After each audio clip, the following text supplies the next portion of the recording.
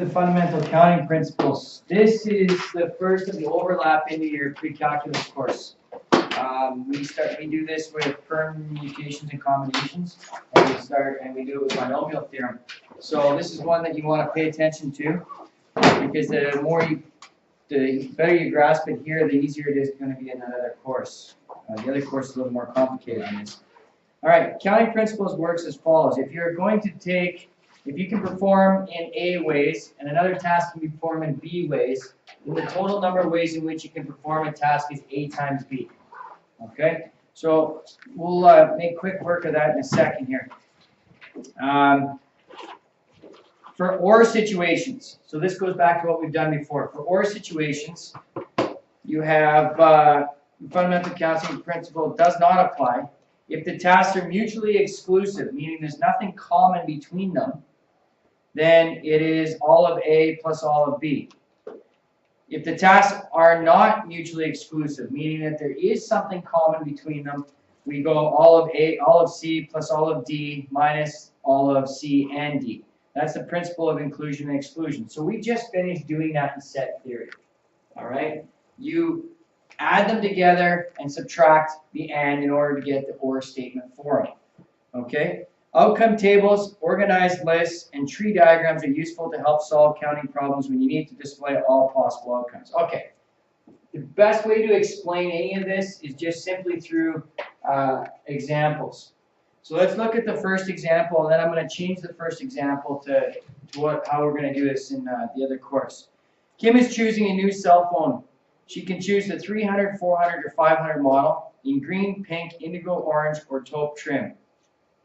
Kim is also deciding whether or not to get a data plan for her phone. How many different choices does Kim have altogether, accounting for a model, color, and data plan or not?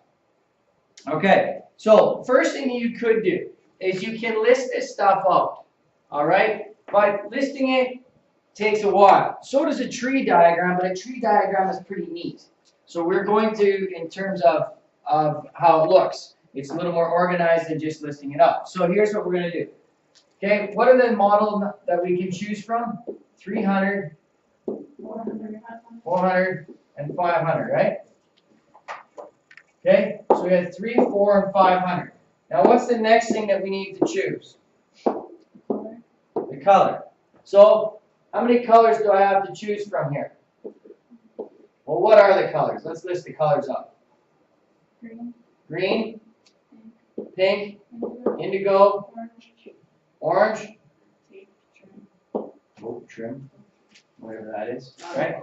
Okay, so then the next step would be, does it have a data plan or no data plan? So off of this one, we do data plan, no data plan. And we would do that all the way down. Now, I want you to look at something. First of all, the correct way to do a tree diagram is the outcomes always go at the end of the branch. The outcomes go at the end of the branch, okay? The probability, which we're going to get into, always goes in the middle of the branches. Okay, that's the correct way to do a tree diagram. All right? Now, this is a long way in which we do this. So then we go data plan, no data plan, then we do it for 400 and 500. You can see it in the margin on page 91. So they draw it out for us. Okay?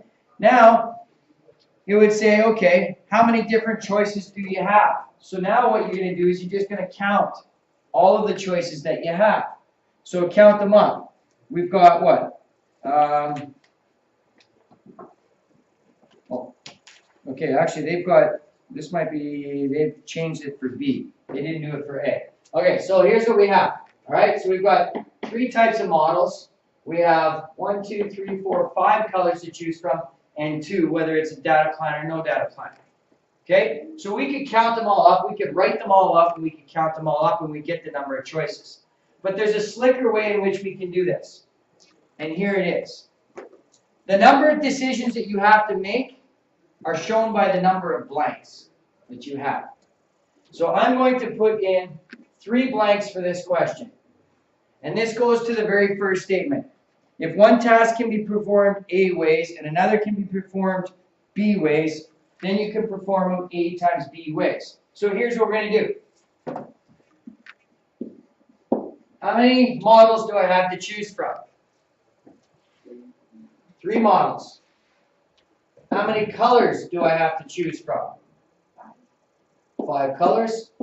And plan or no plan is 2 to choose from, right? Whoops, got that wrong. Plan, 2 choices. The total number of ways or choices that I have completely are 3 times 5 times 2, which is 30 ways. So if I listed all of these out, all right, I'd have 1, 2, 3, 4, 5, 6, 7, 8, 9, 10, 10 for this, 10 for this. There'd be 30 ways in which we can do this. So each blank represents a decision that you have to make. The number on top represents the number of choices that you have for each decision. Everybody get that? Okay? A store agent advises Kim not to choose the 300 model if she wants a data plan. Also, the 500 model is not available in indigo or taupe or trim. How many choices does Kim have now? Okay. So, we'd have to figure this out then. Okay? So we have some choices to make here. All right? There's a more complicated situation, so in this case you use a tree diagram. All right? But you basically have 3 different scenarios that can happen here. All right. So, let's say, and I'm going to mark this in, she chooses the 300 model.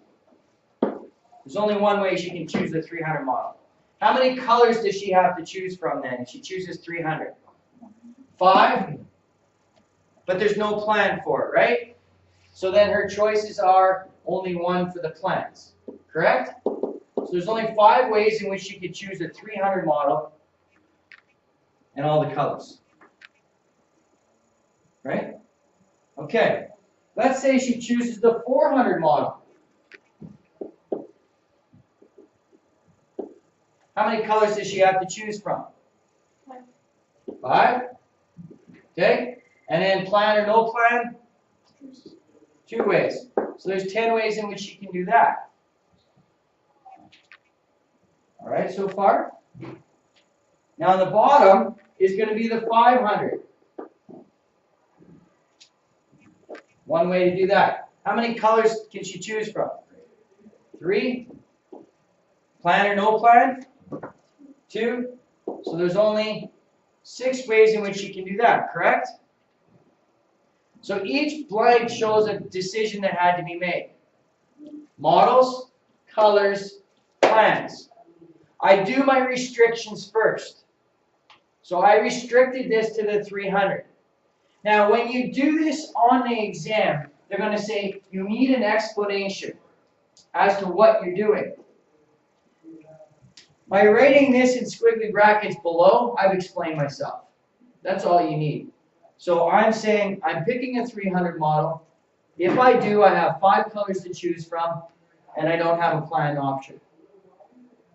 If I pick the 400 model, I have 5 colors to choose from, and I have a plan or no plan option. If I choose the 500, I only have 3 colors to choose from, and I have a plan or no plan option for it. So how many do I have total? How many ways do I have? Well, I multiply my scenarios out, and then I add my cases together. 21 ways in which you can do this. Okay? Questions so far? This is called the fundamental counting principle. All right? Now, any questions about this first page here? So far, no? Okay. All right. Second page.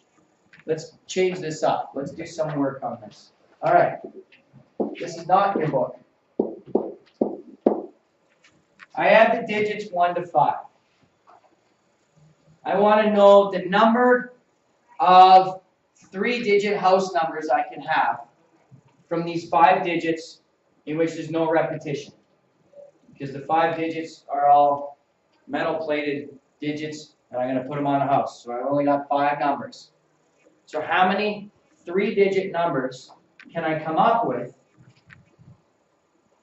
for my house? All right. How many decisions do I have to make? So how many? You're absolutely right. 1, 2, 3. Okay. How many choices do I have for the first number? 5. How many choices do I have for the second number? How many? No. Because I used one already, right? So now I have 4. And then how many do I have? 3.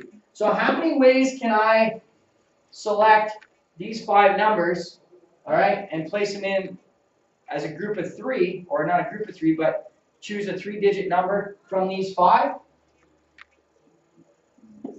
60 ways in which I can do that. 60 ways, right? Okay, so far? So the first thing I did was put down my number decisions, and then put the choices I had for each decision. Okay, I want an odd number house number now. So now I'm placing a restriction on it. All right, so let's look at this now. So where does my restriction occur then? In the last one, right? My decision, I've been narrowed on the last one. There's my restriction because I want an odd number. So how many choices of odd numbers do I have? I have 3 choices of odd numbers, right? Okay, so I select one of those odd numbers. How many choices do I have for the first number now? 4, right? And then how many choices do I have for this number? I've selected 2 of them now. I selected an odd number. I put one in for the first number. How many choices do I have left? 3. So how many ways can I pick odd numbers? 36 ways. Start with your restriction first. Start with your restriction first, and then work it back the way you did the first one.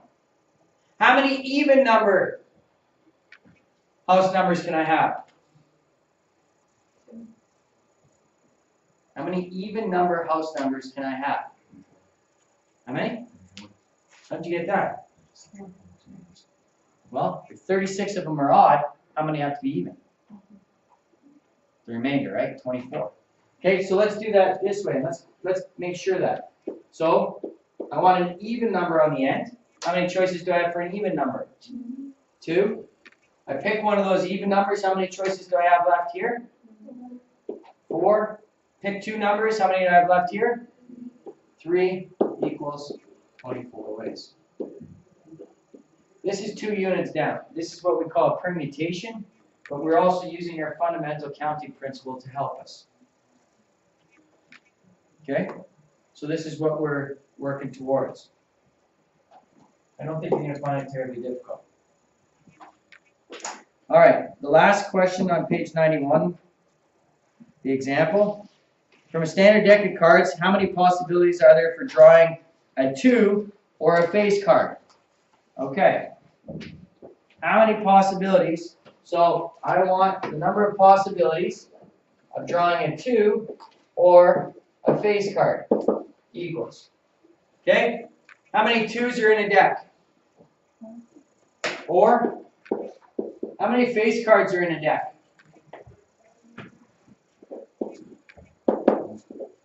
So there's 16 cards that we can select from, correct? So I want to choose a 2 or a face card. Okay? Now, is there anything that crosses over? Is there any 2 face cards? Number 2 face cards. Any face cards that are a 2? No, there's not. So I don't have anything to do here. I just have to add the 2 together, right? It's an OR statement. Okay, but what about this? What if I want a spade or a queen? How many spades or queens are there? Okay, how many spades are in the deck? 13. How many queens in the deck? 4. Oh. How many queens of spades are in the deck?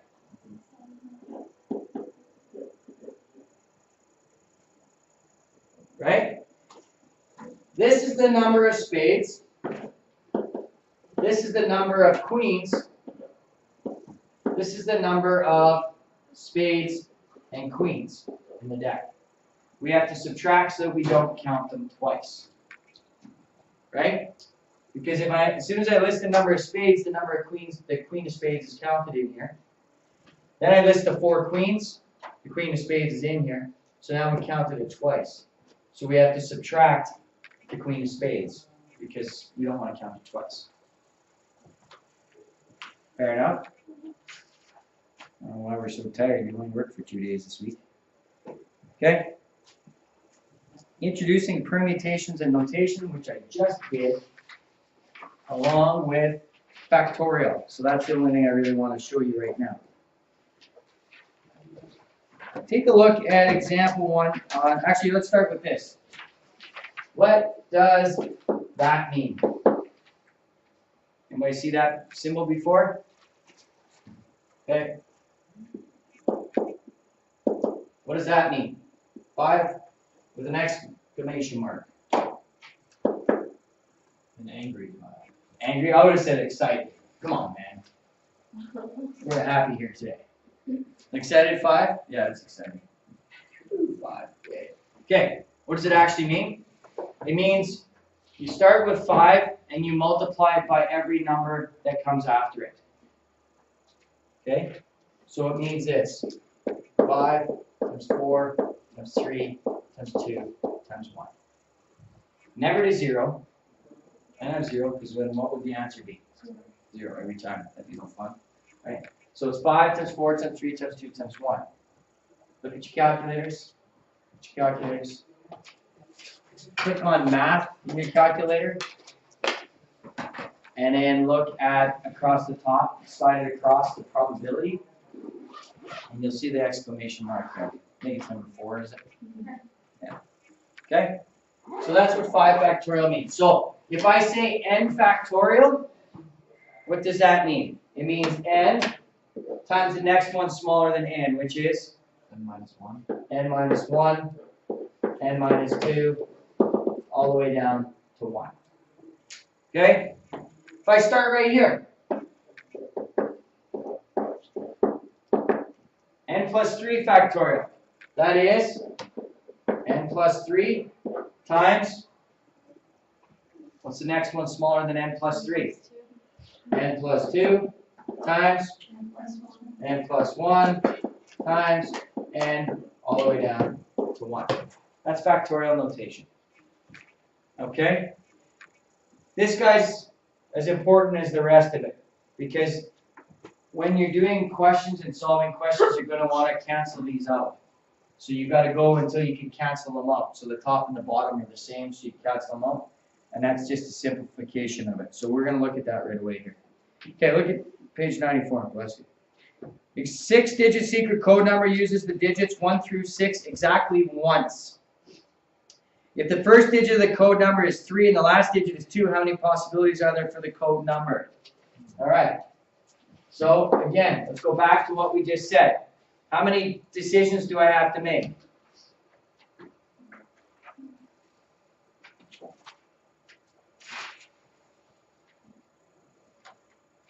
How many numbers are in the code? So how many numbers do I have to choose? 6, correct? Okay. Okay. What's the restrictions on it? First number has to be a 3. Last number has to be a 2. So there's only one choice for each of them. So I've selected the 3, I've selected the 2. I've got how many left for this guy? How many? 4. I started talking here today, people. 4. How many? 3, 2, and 1. What did I just say that was? How can I solve it? Okay, it's 4 times 3 times 2 times 1, right? Or on your calculator, you go 4 factorial. And that would be the solution. Now, here's what it looks like, 4 factorial, okay? But, of course, we want to solve it. So that is what? 24. Okay, you can check that on your calculator.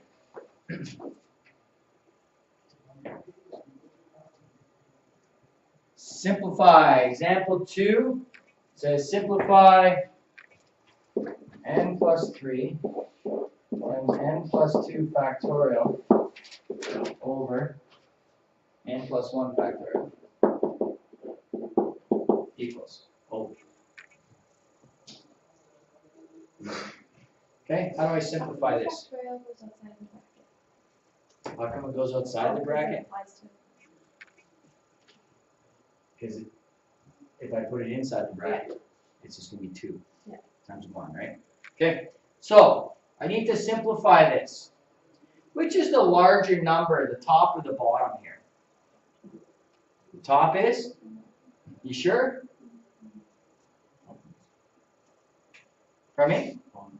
Bottom's larger? Okay, what if I said to you this? N is 4. N is 4, right? What does that make this?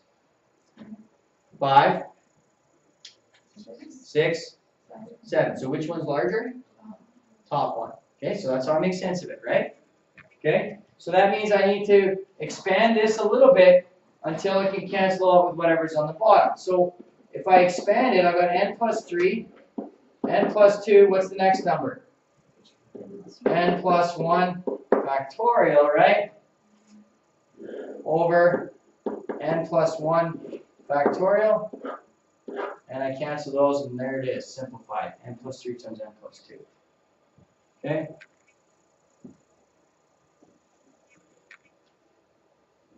Now the second part says, all right, let's equal this to 30 now.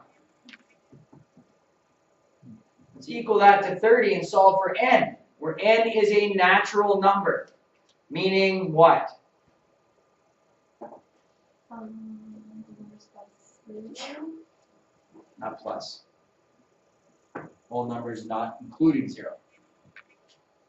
I said above. Above 0, Okay, sorry. yes. Yeah. For me? And it's 3. Okay, so we're going to find that out right away. Alright, so here's what I had left, right? I had n plus 3 times n plus 2 is equal to 30, right? Okay, so let's just logically think this through. That's exactly what Cody just did. Alright? What am I asking you? I'm asking you what 2 consecutive numbers do I multiply together to get me 30? What 2 consecutive numbers do I multiply together to get 30? 6 and 5. 6 and 5. So what does that mean? N has to be, Cody? 3. Has to be 3, right? Okay, but we can't do that easy. Alright? This is a 2 or 3 mark question. So what do I gotta do? Well, we multiply this out. N squared plus 5n add 6 equals 30, right? Subtract 30 to this side. N squared plus 5n minus 24 equals 0. Now what do we gotta do? What do we gotta do? Pardon me? Yeah, well, we gotta do something before that. What do we gotta do? Factor. Oh, so much fun. Equals 0. What are the factors of n squared? N. What are the factors of negative 24 that add to give me 5?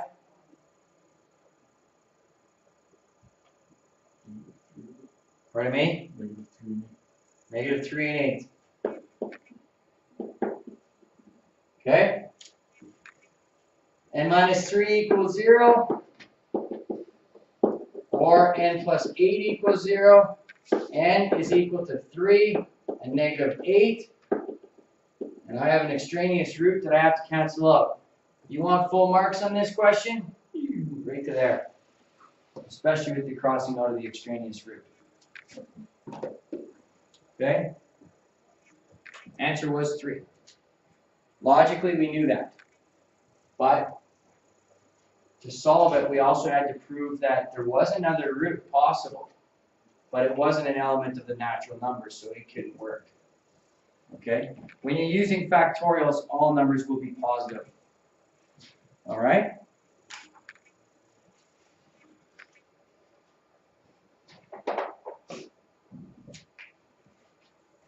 Okay. 4-1 is not got a lot to it. 4-2 is quite short. So I am going to just start in on 4-3 right now, because I'm away tomorrow. Let's do it.